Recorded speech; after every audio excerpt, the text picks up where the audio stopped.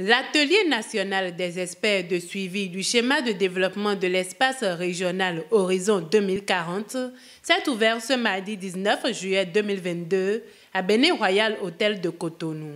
Objectif, procéder à l'examination et à la validation d'un projet de décret. Le directeur de l'ANAT donne les détails.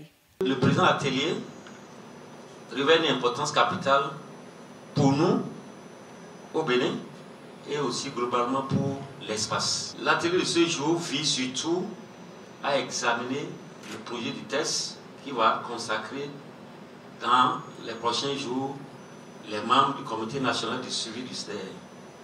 Ces membres auront la responsabilité surtout, non seulement d'accompagner les politiques en matière d'aménagement du territoire au niveau national, mais également de travailler de concert avec l'espace, c'est-à-dire l'INO, l'économique et monétaire ouest-africaine, pour que les ambitions nourries à travers l'adoption de ce précieux instrument en 2020, que ces ambitions soient accomplies. Cet atelier a rassemblé des participants des départements ministériels, mais aussi est suivi par visioconférence. À cette occasion, le directeur de cabinet du commissaire de l'UEMOA, Jonas Gbian, depuis Ouagadougou, a exprimé sa gratitude au ministre du Cadre de vie et du Développement durable pour la mise en œuvre des nombreuses actions en matière d'aménagement du territoire et pour sa franche collaboration. Après avoir rappelé le mécanisme d'adoption du SDR le 28 septembre 2020 et les tests d'application le 19 avril 2022, ses attributions, il a fini en réitérant la disponibilité de la commission de l'UEMOA à accompagner le Bénin pour atteindre les objectifs.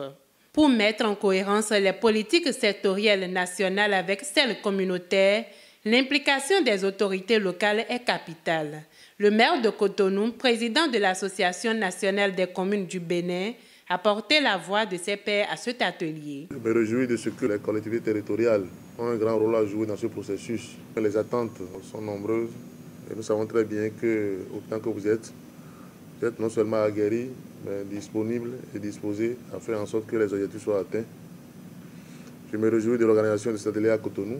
Je souhaite que les quelques jours que nous avons passés ensemble nous rapprochent de l'objectif et vivre cette collaboration avec les collectivités territoriales. À l'ouverture officielle de cet atelier, le secrétaire général, au nom du ministre du Cadre de vie et du Développement durable, a rappelé les missions qui seront assignées au Comité national de suivi du schéma de développement de l'espace régional SDR à l'horizon 2040.